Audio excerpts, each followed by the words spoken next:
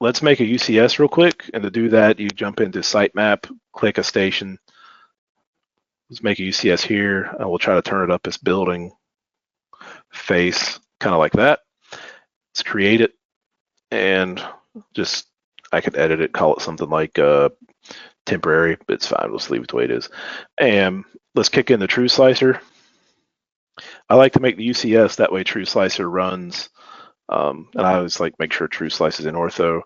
So the everything looks beautiful. It looks nice and coincidental. There's a lot of stoops and features on this. I think that's a ramp coming up into this building.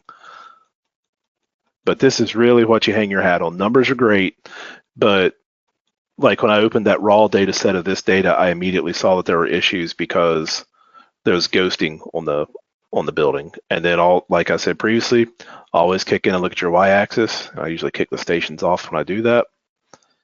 Run your station up the road. Curb line.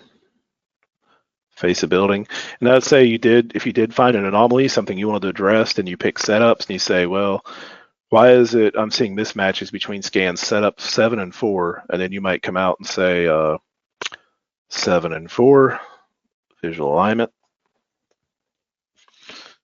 Wait for it to populate. And now you kind of get a TruSlicer, but if you can also, if there's a link, but there is not a link between 7 and 4, but if you click a link, like say, 88 is between 7 and 4, interesting. Then you can go TruSlicer, and now you've got just a TruSlicer for that link, and you can constrain to the axis.